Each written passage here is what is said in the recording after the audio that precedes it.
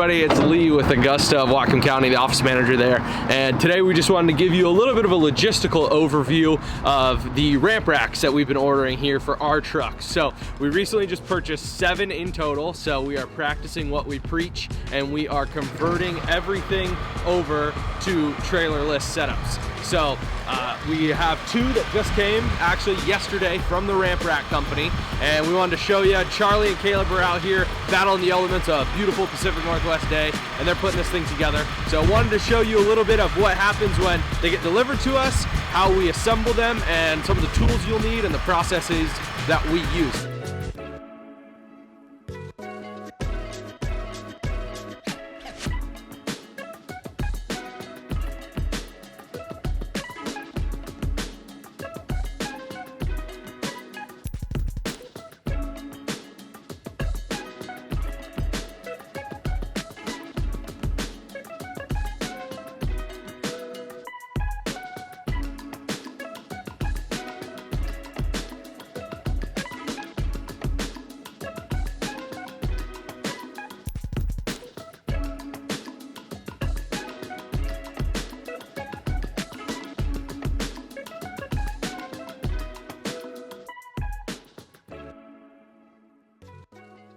So first thing I want to show you over here is the delivery method. So they come on the longer pallets. I don't know the technical term if there is one, but they're longer. So you're definitely going to need your skid steer or a track loader that has forks, or if you have a forklift, obviously that's going to be ideal.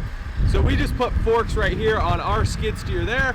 It can handle the weight. These guys come about 600 pounds, so it can handle the weight just fine. It's really the awkward shape and length of the pallet that's going to be the main issue when unloading. Sometimes you have to find a counterbalance weight to make sure it doesn't teeter when you finally get it on the forks. So comes in a pretty small footprint. I'll get a little closer here. So this is all what it comes with when you get the non-assembled, no headache rack version. So I know in a previous review that Mike did, we showed you the one that came with the headache rack. That was a demo unit they sent out to us, our guys, and we said we don't really need the headache rack. It's not really gonna work for us in the way we like to set up our racks. So we went ahead and ordered 7 more without the headache rack. So this one comes without the headache rack, comes with all the parts and components you're gonna need for general assembly. Actually a pretty small package overall. You know, you're looking at maybe 4 feet wide by about 6 to 7 feet long. So pretty tight package overall. You're going to want to prepare for that, to have a space, a safe spot to leave it overnight if you don't get to assemble it same day. So we got these delivered yesterday. Caleb and Charlie are putting them on today. So that's what they come looking like when they come off the truck on the pallet. So we'll swing over and out of the truck and we'll just kind of walk you through the setup process. So it comes really in, as you can see, about like 3 parts. You get the back ramp, you get the back ramp attachment and assembly, the mounting bracket basically, and then you get the third part is going to be the bed rails that attach to the sides of the bed. So you have the main ramp on the back, the bracket that mounts the ramp to the truck itself, and then the bed rails.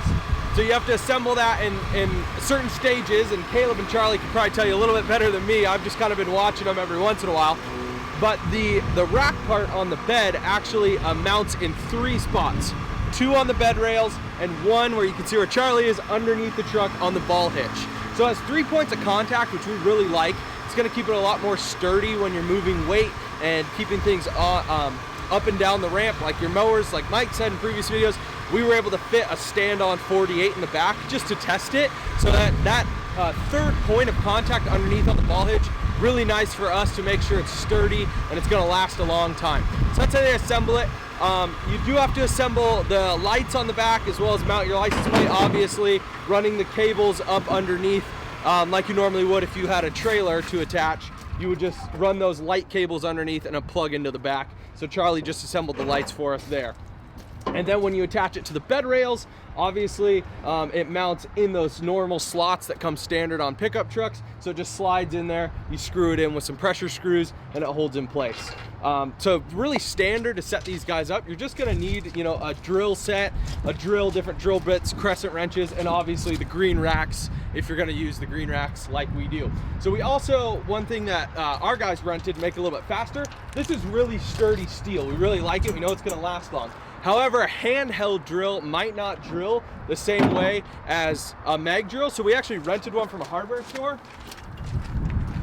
And so this is what we're working with here.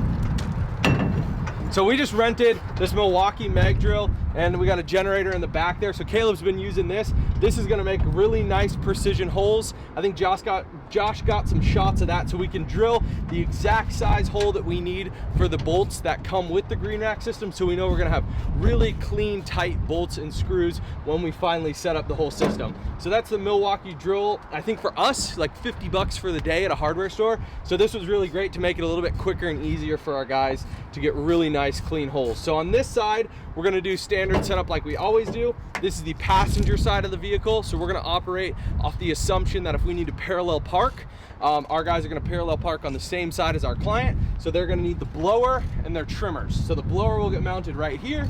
The trimmers will get mounted on the back there, and then the mower will go in the back. On the other side, Caleb's working on, we have the gas cans, a sprayer, and hand tools, and extra line will go on the other side. So we can swing around to show you that side.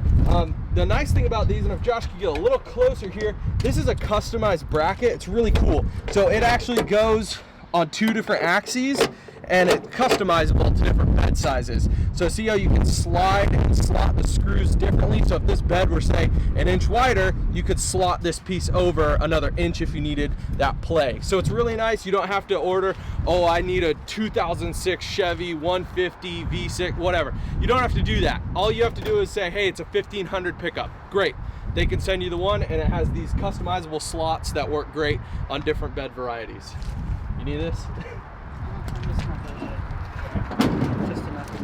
Cool. So that is the drill, the mag drill that we like. Like Mike said in a previous video, we like to buy our trucks used because everyone knows how to drive a truck. This truck has been in the fleet since Josh and I were young bucks, and Augusta had 4 or 5 employees, and this thing's still kicking, still making us money, and we upgrade them as we go. So this is the upgrade we're putting on P3, one of the original Augusta trucks. So as you can see here, Caleb's mounting, lining his holes up, and just drilling them in. So we'll get really nice, tighter, customizable bed rails. Like on the previous system, there were only holes every so often. Now we can customize it, measure it, and make it standard across all trucks and make it perfect. So that's what we really like. So he's measuring and dialing it in to be perfect for all the future trucks we have. So all 7 of these beds are going to look identical once we're done with them. All pieces of equipment, all racks could be moved and interchanged because we're gonna measure and do it the same on every single truck.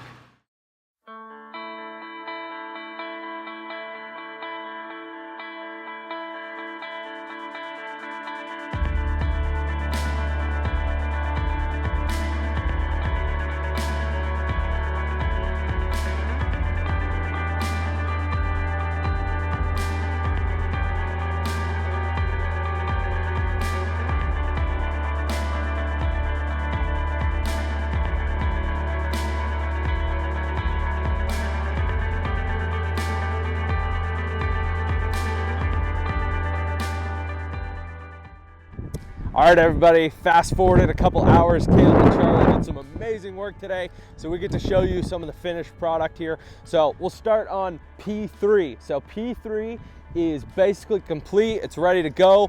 All we have to do moving forward is put our tools on it, and this thing's ready to rock for mowing season.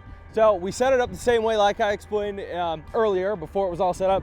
We got the blower rack and the trimmer rack here on the passenger side of the vehicle. Easy access for them if they parallel park in the street at our client's house. They can just go ahead, grab that stuff off of it and get right to work.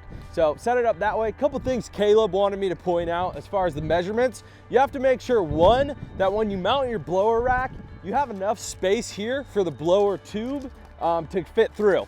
So originally he was going to mount it a little bit closer, but gave enough space to slot that blower arm through.